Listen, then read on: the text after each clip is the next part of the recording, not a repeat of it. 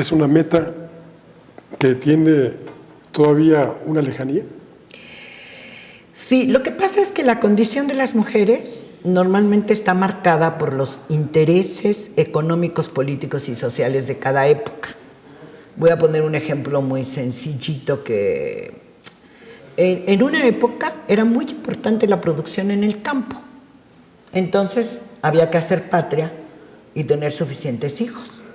La economía de esa época requería que las mujeres tuvieran entre 8 y 11 hijos, o 13 si se puede.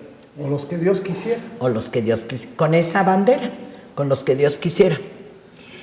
La economía, bueno, y entonces también podemos pensar en las abuelas y sus vestidos largos, los trajes de baño que eran horripilantes, no pensar ni en bikini, las mujeres no subían en la bicicleta, estaban como dedicadas a la casa porque la economía y la época y las costumbres, la religión, la estructura política así lo requería. Como la escopeta.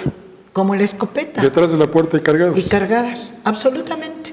Ahí se crearon, por ejemplo, en México a finales del siglo XIX se crearon todos los mitos sobre el papel de las mujeres.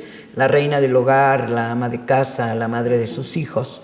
La marquesa Calderón de la Barca lo describe muy bien en su libro, de cómo ella viene y dice cómo estas mujeres hicieron un trabajo de independencia, estuvieron en la guerra y desperdician toda su sabiduría cuidando a sus niños. Ya en Francia las cosas y en otros, sobre todo en Alemania, también las cosas habían cambiado para las mujeres.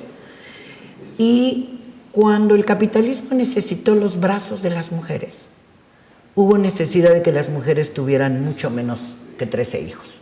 Ese es un ejemplo muy claro. Siempre han estado discriminadas y ocupan un papel que necesita una época, un sistema, una necesidad económica.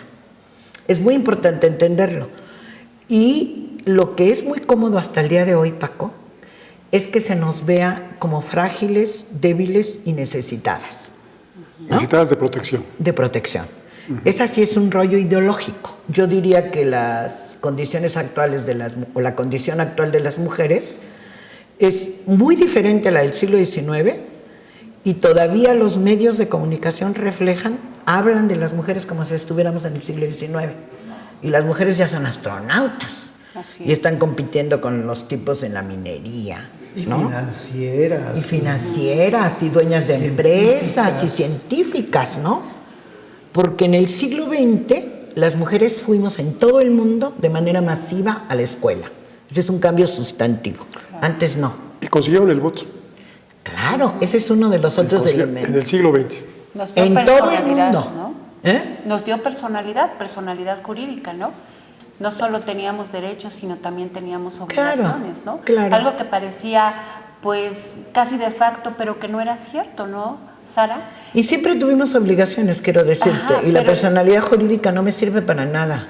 Ajá, si no pero me consideran como persona, ¿no? Claro, exactamente, ¿no? No podíamos firmar contratos, no podíamos acceder a algún negocio, porque efectivamente, pues estábamos ahí, pero no teníamos eso tan importante para la Constitución mexicana, que es tener personalidad jurídica, ¿no? Claro, no podíamos vender, ni comprar, ni tener nuestros negocios. Apenas hace 100 años, ¿sí lo pueden imaginar? Sí, ustedes claro. Que son tan cultos y que estudiado, es que sí, ustedes, mis dos amigos que sí saben qué significan 6,000 años de historia. En 6,000 años de historia, apenas hace 150 que tenemos personalidad jurídica. Así es. Y el voto lo consiguieron apenas hasta 1953. En México, pero es verdad, Paco, que en todo el siglo XX, desde 1902, adquirimos los primeros derechos al voto en Australia, y luego en Inglaterra, y luego en Estados Unidos. Las sufragistas. Y se llama el movimiento de las sufragistas, efectivamente, ¿no?